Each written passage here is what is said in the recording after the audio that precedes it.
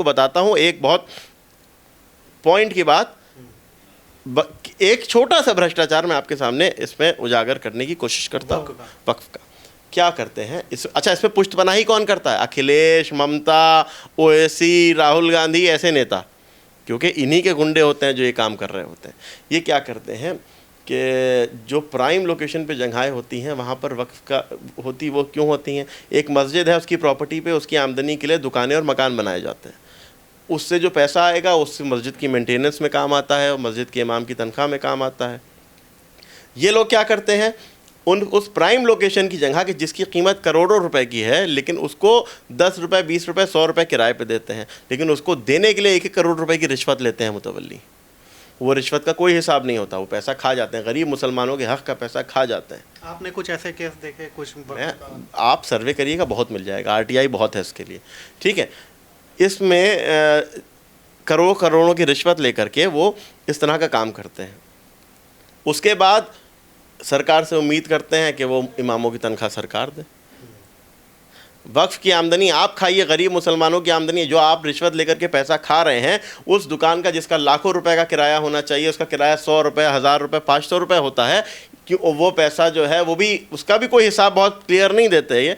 लेकिन जो पैसा रिश्वत में खाते हैं वो इनके हक़ का पैसा नहीं होता, गरीब मुसलमानों का पैसा होता है। उनकी शिक्षा, उनके स्वास्थ्य, उनके रोज़गार, तलाकशुदा महिलाओं के लिए, विधवाओं के लिए, यतीमों के लिए, मिस्कीनों के लिए इस्तेमाल होने वाला पैसा होता है, जिसको ये मुतवल्लीगण खा जाते हैं, जिन पर अंकुश उनको, क्योंकि 2013 में उनको असीम पावरें दे दी थी ना कांग्रेस ने। और कौन थे वो? कौन लोग थे आप जानते हैं? वो थे कांग्रेस में स्वर्गीय हैं, चले गए दुनिया से, क्या कहा जाए, लेकिन अहमद पटेल जैसे नेता भी थे उसमें शामिल, जिन पर, सुन लीजिए, जिन पर 1300 करोड़ रुपए की रिकवरी का ऑर्डर है। तो अब चले गए, अब कौन रिकवर करेगा? नुकसान हो गया। उनके परिवार से नहीं होगी? किन से? उनके परिवार पता नहीं कहाँ है, मुझे तो जानकारी नहीं। खैर, बहरहाल दूसरी बात यह कि समाजवादी पार्टी के नेता 90 बीघा ज़मीन आज़म खान की पत्नी को 1 रुपये में दे दी। किसकी ज़मीन थी? समाजवादी पार्टी की ज़मीन थी, आज़म खान के परिवार की ज़मीन थी नहीं, गरीब मुसलमानों की ज़मीन थी। कौन गरीब मुसलमान? वो जिनको आप वोट बैंक बना करके रखते हैं।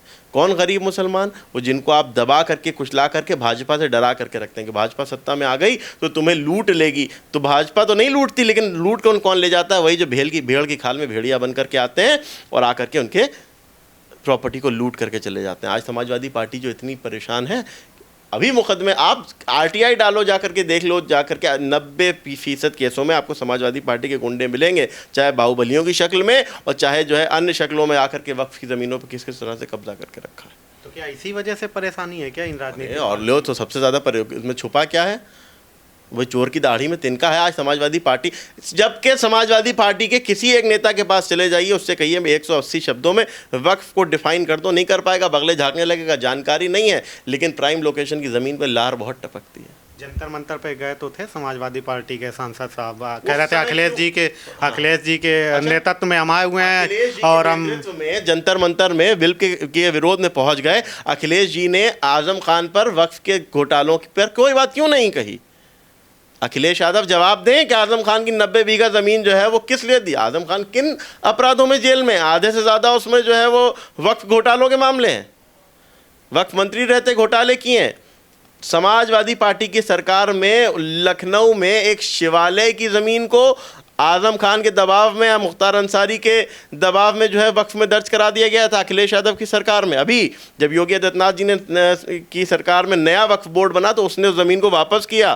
धर्मशाला की ज़मीन को वक्फ की कह करके दर्ज करा दिया था वक्फ बोर्ड में। जब योगी आदित्यनाथ की सरकार में नया वक्फ बोर्ड बना, अली जैदी चेयरमैन बने उसमें, अली जैदी ने उसको वापस करने का काम किया। ये योगी आदित्यनाथ जी के सरकार में तो ज़मीनें वापस करी गई जो गलत आ गई थी, लेकिन अखिलेश यादव जंतर मंतर पे पहुंच गए। आज़म खान के खिलाफ क्यों नहीं पहुंचे? और उस समय आज़म खान की डिमांड करने के लिए मुसलमानों का एक समूह निकला था रमज़ान में, उन पे भरपूर लाठीचार्ज हुआ था। इतना हुआ था कि एक आदमी शहीद तक हो गया था। वो अखिलेश यादव की सरकार थी। वो वक्फ चुराना चाहते हैं, नरेंद्र मोदी मुसलमानों के अधिकारों को बचाना चाहते हैं। क्या फ़ायदा होगा इस वक्त से? जैसे आम मुसलमान समझना चाहे कि अगर मान लीजिए ये कानून अब तो बन गया है। अच्छा सवाल आपने पूछा, अब मैं बताता हूँ। देखिए, आज़ादी के 75 साल हो गए, ठीक है। वक्फ की संपत्ति कोई आज की नहीं है, सैकड़ों साल पुरानी संपत्तियाँ वक्फ की। बड़ी बड़ी संपत्तियों पर कब्जा हो गया लेकिन मुसलमानों के पास रहने के लिए घर नहीं। बड़ी बड़ी संपत्तियों पर कब्जा हो गया लेकिन मुसलमानों के पास कोई इंस्टीट्यूशन नहीं है कि जहाँ से वो मुफ्त शिक्षा पा सकें। बड़ी बड़ी ज़मीनों पर कब्जा हो गया लेकिन मुसलमानों के पास कोई ऐसा अस्पताल नहीं था कि जिस पर जो है वो उनका मुफ्त इलाज हो सके। वो तो भला नरेंद्र मोदी जी का हो कि जिन्होंने आयुष्मान कार्ड योजना दे दी कि कम से कम मुसलमानों को इलाज की चिंता तो ख़त्म हो गई। आप ना तो एक स्कूल दे पाए, ना आप एक एजुकेशन का बड़ा, ना कोई स्किल डेवलपमेंट का कुछ दे पाए, ना आप स्वास्थ्य का कुछ दे पाए, तो वक्फ संपत्तियों का फिर आप क्या कर रहे थे? आज ये कानून आ जाने के बाद से वक्फ की संपत्तियों का उद्धार मुसलमानों के उद्धार के लिए इस्तेमाल किया जाएगा। मुसलमानों, क्योंकि आप मुतवल्ली उसको बेच नहीं पाएंगे, और बेचने की कोई हिम्मत भी करेगा तो रूह कांप जाएगी, क्योंकि उत्तर प्रदेश में योगी और केंद्र में मोदी जी हैं। तो मुसलमानों के वक्फ की संपत्तियों पर नज़र तो कोई नहीं बना पाएगा, और वो संपत्तियां इस्तेमाल में आएंगी गरीब मुसलमानों की शिक्षा के लिए। देखिए, वो सरकार अपने कंधे पे लाद के ले नहीं चली जाएगी। कोई भी सरकार परमानेंट नहीं होती, लोकतंत्र है। आज जनता ने भारतीय जनता पार्टी को सत्ता में बैठाया है, कल जनता निर्णय करेगी भाजपा सत्ता में रहेगी कि नहीं रहेगी। तो ये नेता कह तो रहे हैं, इमरान मसूद जो सांसद हैं, कि 1 घंटे में हम सारा इलाज कर देंगे इस कानून का, हमारी सरकार आने दो।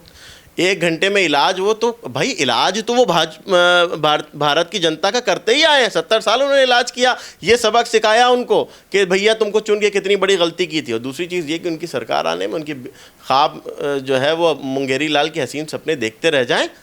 अभी बहुत लंबा समय उनको ये मौका मिलने नहीं वाला। दूसरी चीज़ ये कि आप आ करके भाई नरेंद्र मोदी क्या कह रहे हैं, मुसलमानों की वक्फ की संपत्तियाँ बिकनी नहीं चाहिए, ये गलत है। नरेंद्र मोदी कह रहे हैं मुसलमानों की संपत्तियां उनके जो है उद्धार के लिए इस्तेमाल हो, ये गलत है।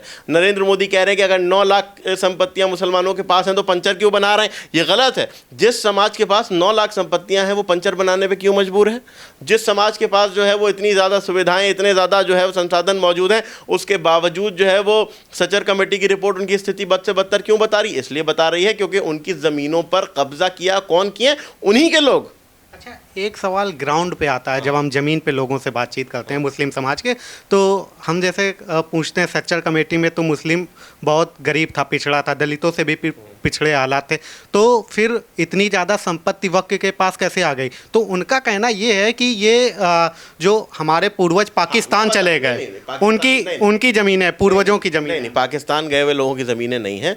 देखिए, वक्फ की संपत्ति, ये बात बहुत सारे लोग कहते हैं कि भाई हम मुसलमानों ने भारत पर राज किया है, मुसलमान जो है वो भारत के शासक रहे हैं। तो जो बड़े बड़े नवाबीन थे, बड़े बड़े पूंजीपति मुसलमानों के रहे थे, वो इन ज़मीनों को वक्फ करके गए थे। वक्फ क्यों करके गए थे? वक्फ इसलिए करके गए थे कि वो ज़मीनें, प्रॉपर्टी, उसके मालिकाना हक अब हमारे पास नहीं, गरीब मुसलमानों के उद्धार के लिए इस्तेमाल हो, गरीब मुसलमानों के धार्मिक कामों के लिए इस्तेमाल हो, गरीब मुसलमानों की शिक्षा के लिए, उनके रोज़गार के लिए इस्तेमाल हो। बड़े बड़े बाग, बड़े बड़े खेत इसके लिए दिए गए थे, लेकिन उनको धीमे धीमे करके वक्फ बोर्डों की अव्यवस्थाओं द्वारा बेचा गया, डिलीट किया गया। कितनी बड़ी ज़्यादा संपत्तियां थी, वो कितनी कम संपत्तियां बची। अभी ये तो बहुत सारी संपत्तियां बिक गई। ये तो बचाने का काम कर रही है भारतीय जनता पार्टी की सरकार, नरेंद्र मोदी जी की सरकार। गरीब मुसलमानों के उद्धार के लिए इसका इस्तेमाल हो, गरीब मुसलमानों के विकास के लिए इसका इस्तेमाल हो, इस चीज़ को सुनिश्चित करने का काम कर रही है नरेंद्र मोदी जी की सरकार। और इसमें मिर्चें किसको लग रही हैं? उनको, जो मुसलमानों को बहकाने का काम कर रहे हैं। अच्छा, बहकाते क्या है ये भी मैं बता दूँ आपको, भी आपका दूसरा सवाल भी लेता हूँ। बहकाते क्या है? किसी भी आप एक आम मुसलमान के पास जाइए, उससे वक्फ बिल के बारे में पूछिए तो वो कहेगा, अरे साहब हमारी मस्जिदें छिन जाएंगी, अरे हम नमाज कहाँ पढ़ेंगे, अरे हमारे कब्रिस्तान चले जाएंगे।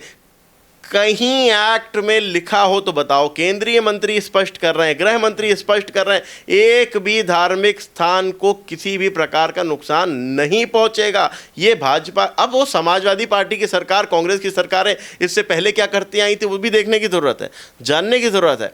किसी से इस बात को नहीं छुपा सकते कि समाजवादी ने और कांग्रेस के जैसे नेताओं ने वक्फ को लूटने का काम किया। आज भाजपा को जो भाजपा के नेतृत्व में जो है वो इस कानून को आने पर जो मुसलमानों को बहकाने का काम कर रहे हैं, मैं उनसे कहना चाहता हूं कम से कम एक बार जाइए, जाकर के एक संगोष्ठी करके मुस्लिम लॉ के जानकारों से इसको जो है मुसलमानों को समझवाइए। तो वो नहीं समझाएंगे, खाली कह देंगे अरे तुम्हारी ज़मीनें चली जाएंगी। असदुद्दीन ओवैसी कह देंगे मस्जिदों पर पोस्टर लग जाएगा कि वक्फ की ज़मीन नहीं है।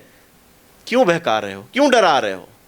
शर्म नहीं आती मुसलमानों को? 75 साल हो गए आज़ादी के, अभी तक डरा के रखे हो मुसलमानों को।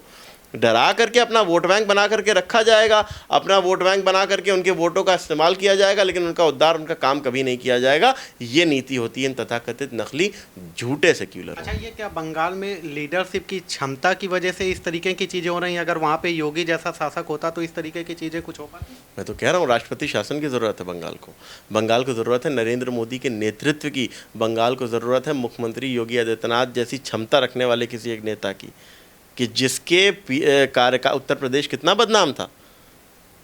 उत्तर प्रदेश की स्थिति बहुत दूर ना जाइए, 2017 से पहले पूछ लीजिए।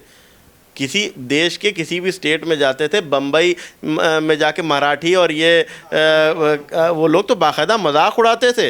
अगर बात करी जाती, कमरा नहीं देते थे। उसके अलावा बात क्या होती थी? बात ये होती थी, अरे साहब खुला पैसा ना देने पर यूपी में बम चल जाते हैं। इस तरह के मजाक, इस तरह। और भारत में नहीं, 2% का मुल्क पाकिस्तान मजाक उड़ाता था। लेकिन आज उत्तर प्रदेश में लॉ एंड ऑर्डर बिगाड़ सके किसी की क्षमता है? मैंने तो कहा कि आप असदुद्दीन ओवैसी ने कहा कि हम बहुत बड़ा जो है प्रदर्शन करेंगे। हमने कहा संविधान के दायरे में करिए प्रदर्शन, स्वागत है। संविधान के दायरे के बाहर हमारी यूपी में प्रदर्शन करके दिखाइए। ये उत्तर बात कह रहे हैं बनाया जाएगा। उत्तर प्रदेश है, संविधान के दायरे में, संविधान के, भाई आपको अधिकार है विरोध का, लोकतंत्र आपको विरोध का अधिकार देता है।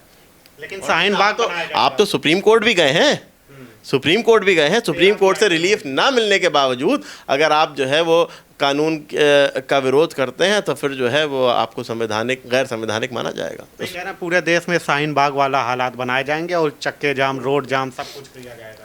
ये सब बुंगेरी लाल की हसीन से अपने मुसलमानों को भड़काने की कोशिश है। मुसलमान इनके बहकावे में आ रहा होता तो इनको इतनी मेहनत करनी पड़ती।